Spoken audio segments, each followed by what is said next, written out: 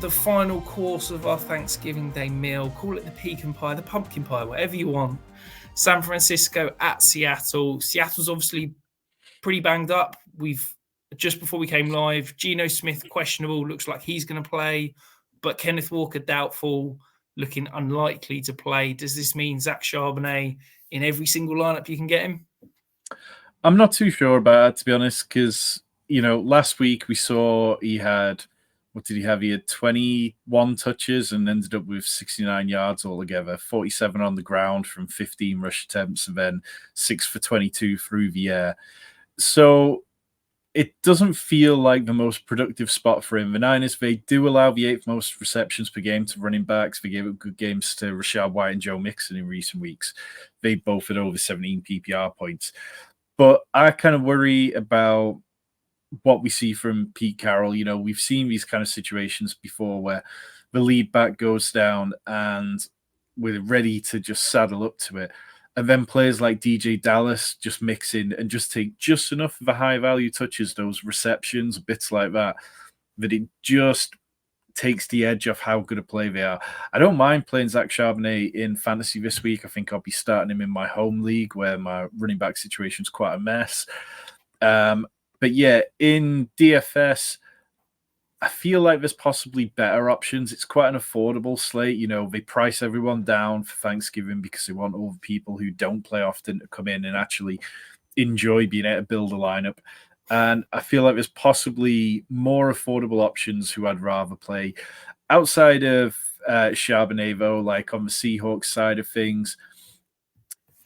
DK Metcalf had a good day. It's kind of been coming. We've talked about this, about how many red zone targets he's had. He's only had 3 touchdowns all year. All of them have come in the red zone, which isn't what we'd normally associate him with. We want to see him breaking those big runs. But the Niners, they do give up fantasy points to wide receivers. They've given up decent days to plenty of wide receivers lately. They rank 10th best against wide receiver ones in DVOA. But the production's still been there at times. I think Tyler Lockett is dealing with these persistent hamstring injuries that have really been bothering him for a few weeks now, and has kind of seen his fantasy production tail off a little bit. And then JSN wasn't a player I felt particularly excited to play this week, but then with Tua Hufanga being added to the injured reserve with a torn ACL, maybe that opens up the middle of the field a little bit more, and we see more from JSN being that outlet. If Geno Smith needs to get rid of the ball quickly, I think that's possibly going to materialize. But on the other side of things, the Seahawks, they allow the 14th most fantasy points to wide receivers, the 7th most to slot wide receivers, which kind of aligns more with Deebo Samuel than Brandon Aiyuk, who plays on the outside more, which is more of a tough matchup. The Seahawks cornerbacks are pretty decent.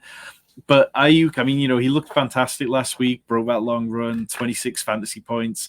That was his first top 20 week since week 4. So it'd be nice to see him build off that. And then George Kittle, I was wrong about George Kittle. I thought he'd struggle to be relevant when he wasn't scoring touchdowns this year, but he's proven me wrong. He's been excellent. And I think if you're looking at this Thanksgiving slate and building lineups, you have to put Christian McCaffrey in as many as possible.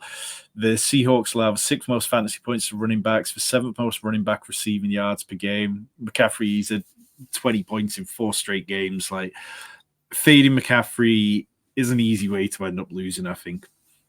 Yeah, look, I feel like, Tom, we might need to have an intervention here about the Deebo love. We had plenty of conversations in the off season, Aiyuk versus Deebo, and it feels like you still want to big up Deebo the guy. I get the stats, but Aiyuk is just an absolute stud. He's balling right now. I think that maybe we need to have a further conversation and revisit this at a later time. Well, let's have a further conversation about Brandon Aiyuk. Since week 3, these are his fantasy finishes: wide receiver 36, wide receiver 33, wide receiver 35, wide receiver 22, wide receiver 22, before wide receiver 5 last week.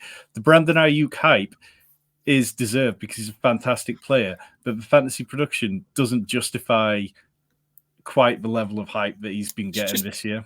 All I hear from you there is just consistency. There was that top 36 every week. Okay, he might not have the huge boom weeks, but we know that's going to come in this offense. Okay, there's so many weapons with Christian McCaffrey eating up so much. We know that he's not going to have 30, 40-point weeks because the volume's never going to be there. But he's never disappointing you. Of those weeks, what's he putting up in almost every single one of his weeks? It's 15 points plus a week in, week out. 9.8 PPR points, 11.6, 10.7, 15.9, 14.5. Yeah. There's a good few disappointments in there. I think that, and we just got to admit, what's Deebo Samuel done in that time? Oh, absolutely. No. I thought Deebo Samuel would be far more productive than he's been, but I'm just saying this week the matchup seems to look favorable for Deebo, and I guess we'll see. Absolutely.